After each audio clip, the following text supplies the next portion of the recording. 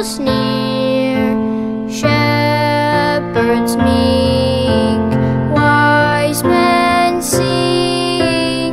Peace, alleluia, peace, alleluia, praise alleluia, healer of men, peace again, peace.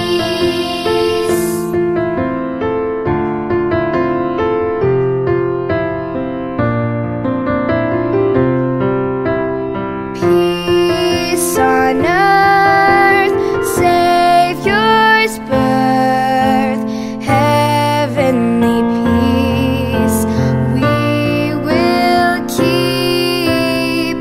Alleluia, alleluia, praise alleluia, healer of men, peace again, peace. Prince of Peace.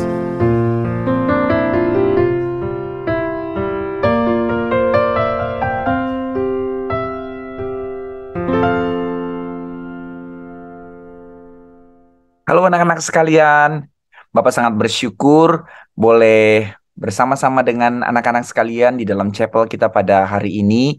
Meskipun kita tetap masih belum bisa bertemu secara langsung, secara fisik, tapi kiranya di dalam ibadah ini Bapak percaya anak-anak sekalian menjadi anak-anak yang bersama-sama dengan Bapak untuk kita bisa sama-sama menghormati Tuhan di dalam ibadah.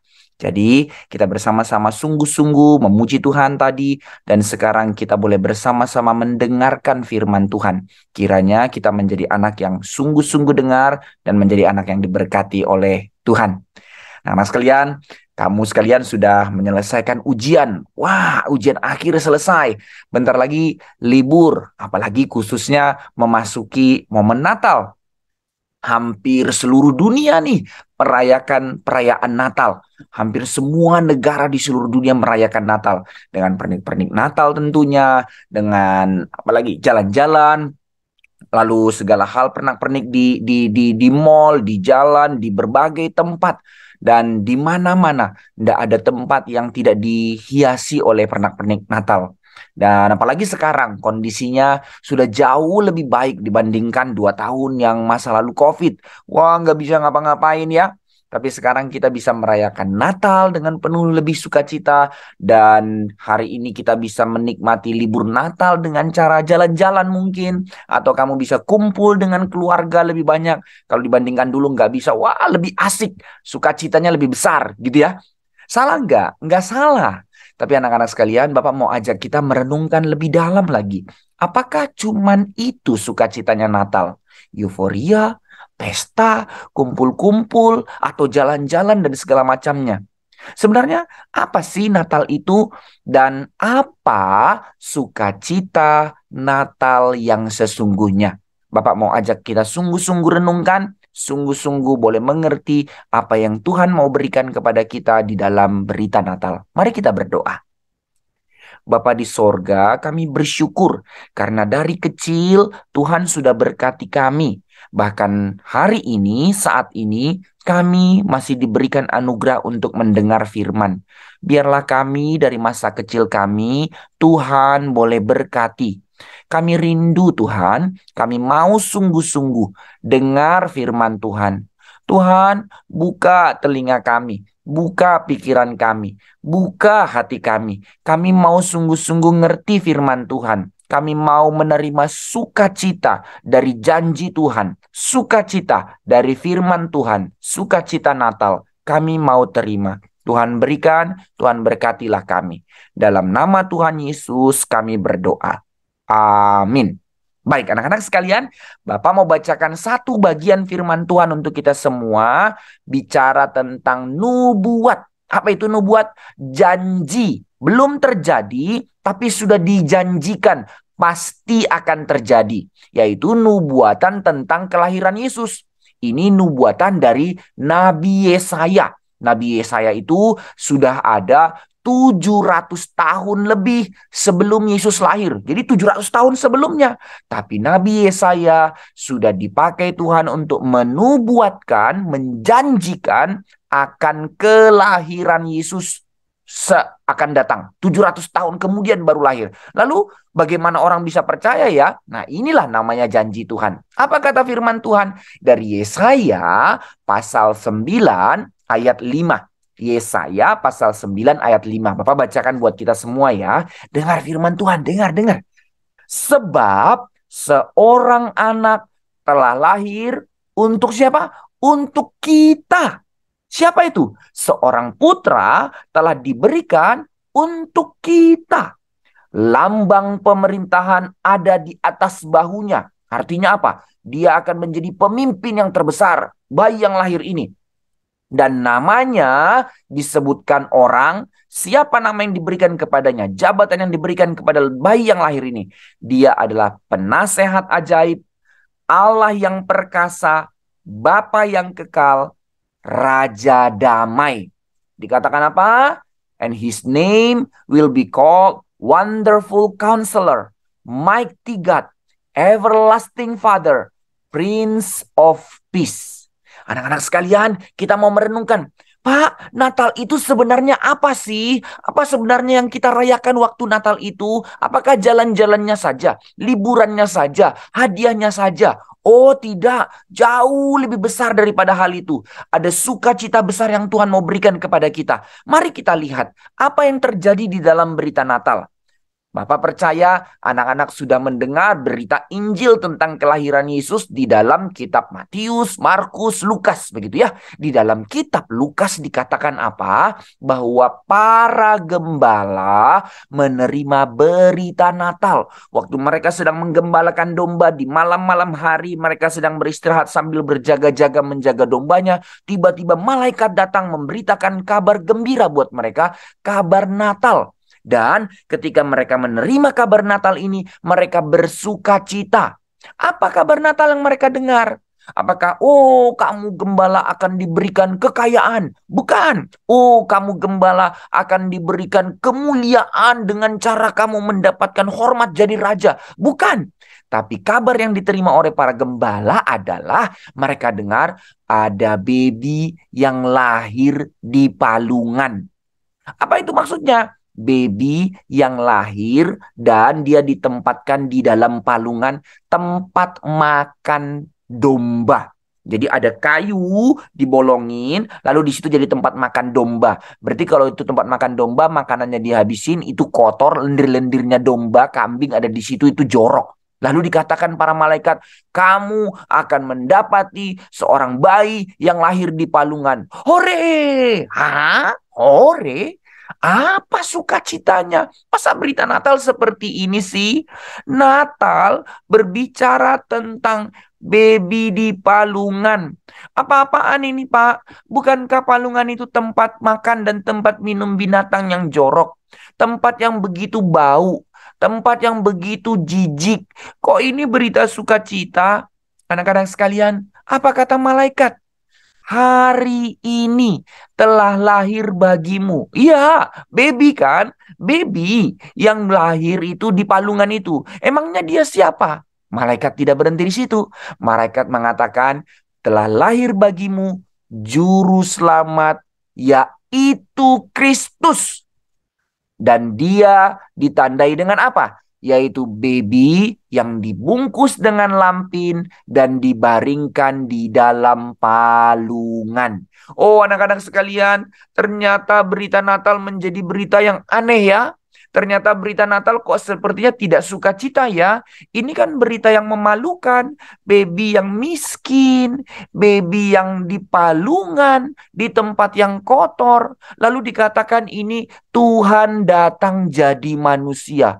Loh Pak, Tuhan itu kan mulia. Lalu jadi manusia yang terbatas. Terus jadi manusia yang terbatas, jadi baby lagi yang sangat kecil, tidak bisa apa-apa. Terus ditempatkan di kandang binatang dan diletakkan di palungan di tempat makan binatang yang kotor. Loh ini beritanya kok aneh ya Pak ya. Lalu orang tua yang macam mana yang meletakkan anaknya di tempat seperti itu? Kok nggak di rumah sakit? Kok nggak di hotel mewah? Di palungan? Apa maksudnya semua ini, Pak? Kenapa Tuhan seperti ini? Oh, nggak main-main ya anak-anak ya. Ternyata berita Natal bukan tentang pesta-pesta, bukan tentang liburan, bukan tentang hiasan-hiasan, tapi tentang satu baby, yaitu Tuhan yang datang jadi manusia untuk lahir di tempat yang hina. Nah, sekarang Bapak mau jelaskan, walaupun kamu masih kecil, tapi kamu boleh ngerti berita Natal yang benar, sehingga kamu menerima sukacita yang sejati, bukan sukacita yang sementara, bukan sukacita yang hanya sekedar liburan, bukan sukacita hadiah, bukan sukacita pernak-pernik. Lebih besar daripada itu, sukacita Natal yang Tuhan berikan kepada kita itu apa? Sekarang kita mau belajar mengerti, yaitu sukacita berita Natal. Mengapa Tuhan Yesus Kristus datang jadi manusia, lahir jadi baby, harus diletakkan di palungan tempat makan binatang yang jorok. Anak-anak dengar ya, belajar firman Tuhan baik-baik, ngerti firman Tuhan, jadi anak yang diberkati Tuhan. Dengar anak-anak. Pertama, mengapa Pak Yesus harus lahir di palungan?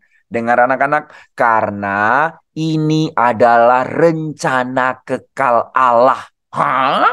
Jadi Allah yang merencanakan Yesus lahir di tempat yang hina. Iya, jadi bukan karena papa mamanya yang mau di situ. Enggak, papa mamanya susah cari tempat penginapan, enggak ada tempat. Dan dia harus lahir di goa di tempat kandang binatang itu. Dan babynya harus diletakkan di situ. Karena ini nubuatan dari perjanjian lama. Bahwa Yesus harus lahir di Bethlehem. Dan dia lahir di tempat yang hina. Sebagai tanda menanggung kehinaan kita. Baby Yesus lahir di tempat yang hina, tapi dia tidak berdosa. Dia yang suci rela tanggung kehinaan, supaya kita sadar itulah tanda pengorbanan Yesus. Oh Yesus Tuhan, bisa saja dia datang dengan segala kemuliaan, lahir di istana yang besar. Tapi dia mau turun ke tempat yang paling hina, supaya dia benar-benar menunjukkan bagi kita teladan yang sempurna. Dan supaya dia menjadi kurban pengganti yang sempurna. Sekalipun tanggung kehinaan yang paling hina, sekalipun tanggung penderitaan yang paling berat, tapi Yesus tidak berdosa. Oh, kita baru susah sedikit, sudah bersungut-sungut. Oh, baru mama masaknya sederhana, kita langsung ngomel-ngomel. Kita nggak bersyukur. Kita belum susah, tapi udah banyak dosa. Tapi Yesus tanggung kehinaan, tanggung kesusahan. Dia tidak berdosa.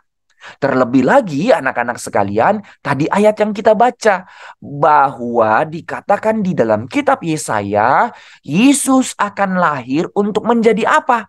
Dengar kalimatnya dikatakan tadi, salah satu bagian yang mau kita renungkan hari ini. Dikatakan dia adalah Prince of Peace. Dia adalah Raja Damai. Sang Raja Damai itu lahir. Loh, bahkan Raja. Kok di kandang domba? Kan Raja. Kok hina? Kan Raja. Kok di tempat yang jorok? Nah, justru ini bedanya. Raja dunia memamerkan kekayaannya. Raja dunia memamerkan prajuritnya dan benteng-bentengnya. Tapi Raja kekal, yaitu Allah yang turun dari sorga, justru rela tanggung kehinaan. Bukan karena dia hina, tapi karena kita yang hina, yang kotor. Yesus rela menanggung segala kehinaan itu mulai dari lahir sampai nanti mati di tempat yang paling hina di atas kayu salib. Untuk menanggung seluruh tuntutan hukuman dosa kita. Maka Yesus rela mengalami ini semua karena ini adalah rencana kekal Allah untuk menyelamatkan kita. Inilah raja yang sejati, bukan raja yang senang-senang, enak-enak, tapi raja yang turun, yang menyelamatkan umatnya, menyelamatkan kita. Maka anak-anak sekalian, palungan itu tanda apa ya? Tanda untuk apa ya? Dikatakan kepada para gembala, pergi kamu mendengar bahwa baby itu lahir di palungan. Wah, kalau baby tentu para gembala tahu. Lalu gembala juga tahu yang namanya palungan karena mereka biasa jaga domba, kasih makan domba, nanti pulang ke kandang ada palungan tempat makannya. Tapi kalau baby tahu, palungan tahu, kalau nanti para gembala mau cari baby yang lahir, tentu carinya di rumah-rumah dong. Tapi sekarang dikatakan dia dibungkus dengan lampin, kain putih yang murah, yang sangat sebenarnya bisa bikin gatal kulit, itu kain yang murah, lalu diletakkan di palungan. Para gembala cari babynya nggak repot-repot, cari di rumah-rumah, cari di kamar, cari di hotel, cari di rumah sakit. Nggak, cari di kandang domba karena palungan hanya ada di kandang domba. Ini berarti satu-satunya baby yang mengalami seperti ini. Nggak ada baby lain yang mengalami penderitaan seperti ini. Maka ini satu hal yang asing. Oh iya, palungan tempat makan. Oh iya, baby. Tapi sekarang babynya di palungan. Hah? Di mana baby seperti ini? Lalu para gembala pergi, lalu menemukan. Dan dikatakan apa? Waktu mereka melihat baby Yesus itu, mereka sujud dan mereka bersuka cita. Karena mereka mendengar malaikat mengatakan, inilah juru selamat yang lahir. Bahwa dia itu datang untuk menyelamatkan kita. Nah, dengar sekarang bagian terakhir dalam renungan kita. Dengar anak-anakku, apa artinya? Mengapa Yesus Sang Juru Selamat itu harus datang ke dunia dan mengalami penderitaan ini? Mengapa Yesus harus datang ke dunia dan harus diletakkan di palungan? Anak-anak sekalian, inilah tanda kasih Tuhan yang begitu besar untuk kita. Dia mengasihi kita bukan karena, oh dia kasih kita kaya. Dia mengasihi kita bukan hanya karena, oh dia lindungi kita. Oh dia berkati kita. Oh kita senang-senang. Itu Tuhan kasih, tapi itu terlalu terbatas. Karena kalau kita dapat semua itu lalu kita mati binasa dalam dosa, sia-sia. Maka kado terbesar yang diberikan Allah adalah kita dibersihkan dari dosa. Kita disucikan. Kita yang nakal, kita yang bodoh ditipu oleh dosa, kita yang suka sungut-sungut ngomel-ngomel, kita yang sering benci teman, kita yang sering juga ngomong kotor, kita yang suka berantem sama dedek, koko, cece, atau sama kakak, atau sama teman. Ada hal-hal lain dosa yang kita lakukan yang melawan firman Tuhan, yang harusnya kita dihukum Tuhan. Tapi kasih Tuhan menyelamatkan kita. Caranya bagaimana? Seluruh kehinaan dosa kita itu ditanggung oleh Yesus. Bukan hanya disalib, itu puncaknya. Tapi mulai dari awal dengan dia turun ke dunia menjadi manusia. Dia tanggung kehinaan. Dia Tuhan yang begitu mulia yang disembah. Sekarang jadi manusia yang terbatas. Bahkan dia jadi baby yang sangat kecil. Bahkan diletakkan di tempat yang hina. Untuk itu dia rela berkorban. Sehingga dengan demikian dia menjadi teladan kita. Dia rela berkorban sampai dia ditangkap. Dia tidak lakukan satu dosa. Dia layak. Dia menjadi satu-satunya yang layak menjadi korban pengganti untuk menebus dosa kita. Kita yang harus dihukum karena kita berdosa. Tapi Tuhan Yesus yang tak berdosa. Dia tanggung kehinaan tapi tidak berdosa. Dia sempurna. Dia layak menggantikan hukuman dosa kita. Dia yang menjadi korban yang sempurna itu menyelamatkan kita. Inilah artinya mengapa Yesus rela tanggung kehinaan. Mengapa Yesus bahkan dari lahir rela di tempat yang hina di palungan. Karena inilah tanda pengorbanan Kristus untuk menjadi kurban bagi kita, untuk menjadi pengganti hukuman dosa kita, untuk menjadi juru selamat kita. Oh anak-anak dengar, tidak ada berita seperti ini dimanapun. Ini bukan janji-janji omong kosong. Ini bukan janji-janji hal yang kecil. Ini bukan tentang kita bisa lakukan apa untuk selamatkan kita. Tapi ini tentang Tuhan yang melakukan sesuatu untuk kita. Tuhan yang datang menyelamatkan kita.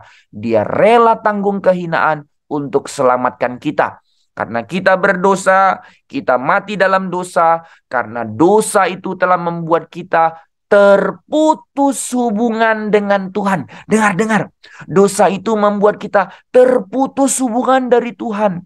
Kita yang diciptakan sebagai manusia, bukan jadi binatang, bukan jadi domba, bukan jadi babi, bukan jadi ayam, bukan jadi dogi, tapi jadi manusia yang dikatakan sebagai gambar rupa Allah. Kita diciptakan begitu indah. Kita diciptakan untuk dekat menikmati Tuhan. Tapi kita berdosa. Kita kotor, kita hina, kita kehilangan kemuliaan Allah, putus hubungan dari Tuhan, kita mati dalam dosa, maka kita sudah jadi putus hubungan dengan Tuhan.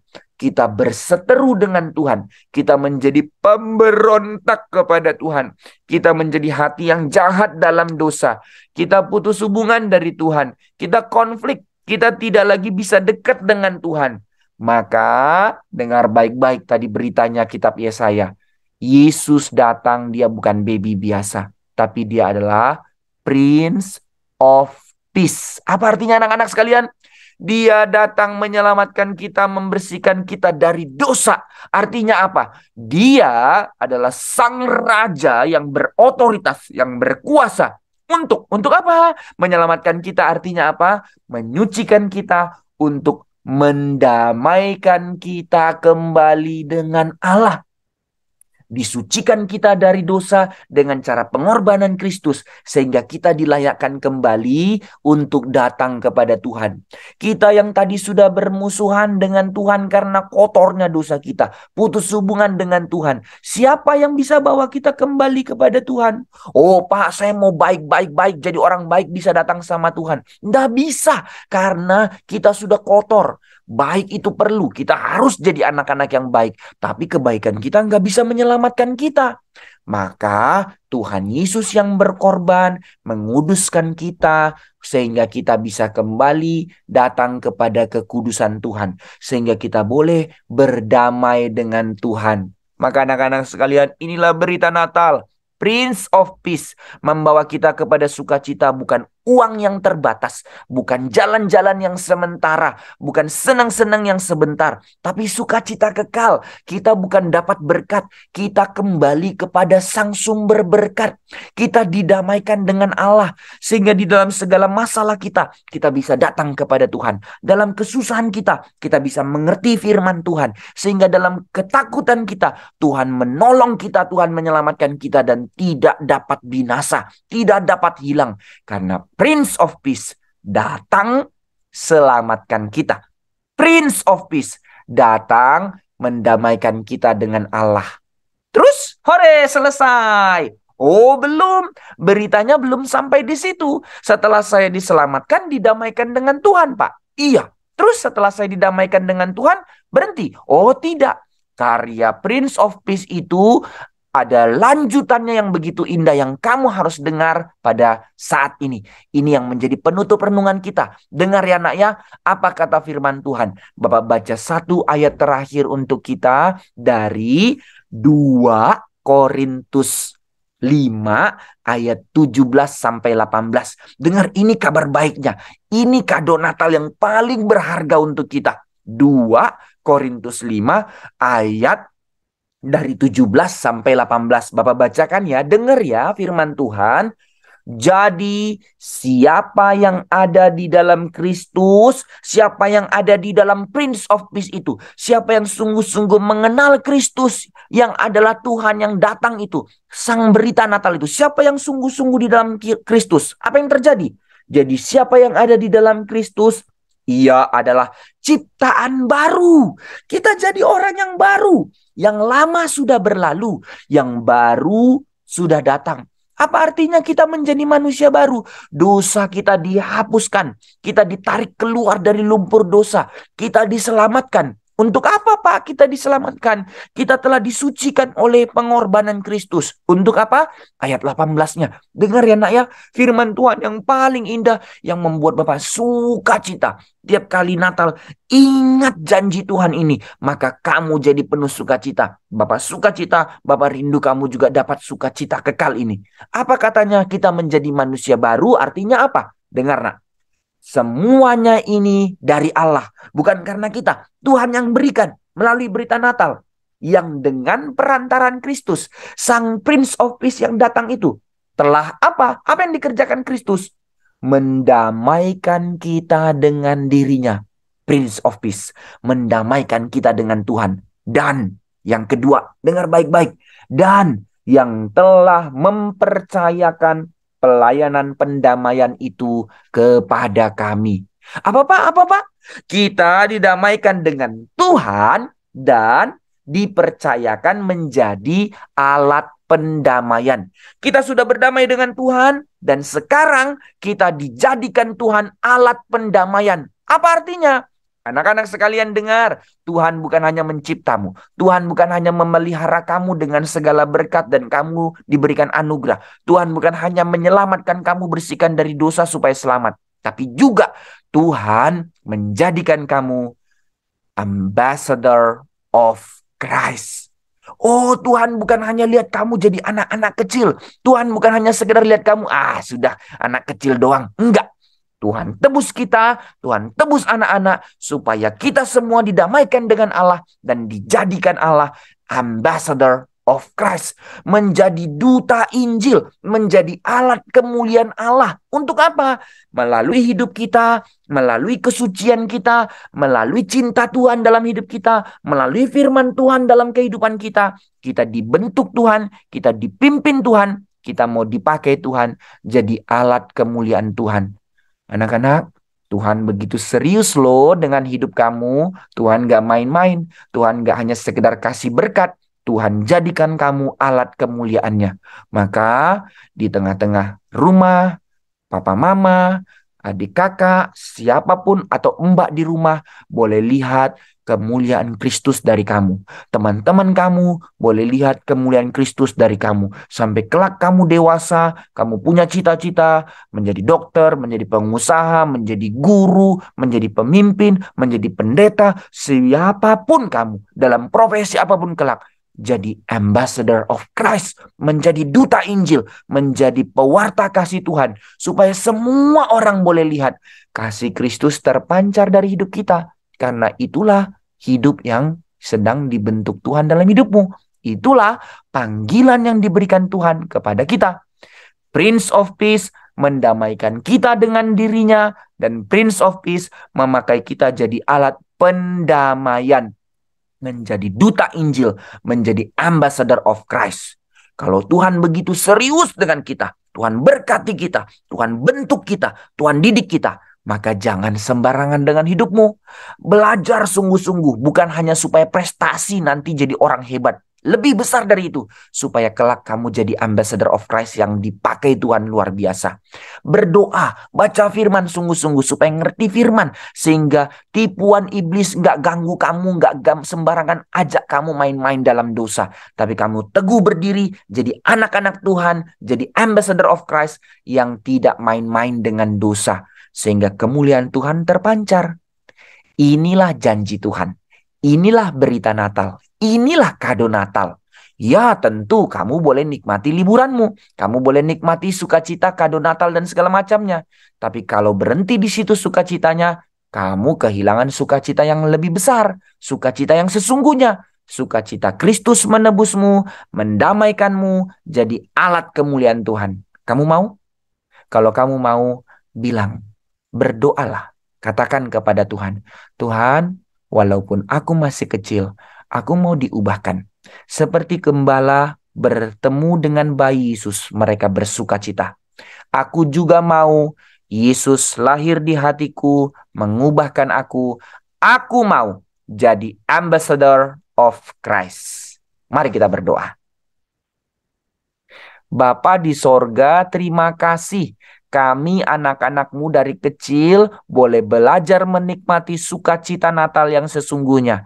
Bahwa Yesus rela menderita menanggung kehinaan untuk membersihkan kami dari dosa, mendamaikan kami dengan Allah, dan Tuhan mau bentuk kami jadi alat kemuliaan Tuhan, jadi saksi Tuhan, jadi duta Injil, jadi ambassador of Christ. Tuhan berkati kami. Dari kecil kami mau sungguh-sungguh ikut Tuhan Yesus. Kami mau sungguh-sungguh terima sukacita kado Natal. Kami mau sungguh-sungguh jadi anak-anak Tuhan yang penuh dengan sukacita karena dipenuhi dengan kasih Kristus. Kami mau dipakai Tuhan, terus bertumbuh dari sekarang sampai kelak dewasa, melayani Tuhan dengan setia, jadi saksi Tuhan di tengah-tengah dunia. Pakai kami, berkati kami, bentuk kami. Dalam nama Tuhan Yesus kami berdoa. Amin. Tuhan memberkati anak-anak sekalian.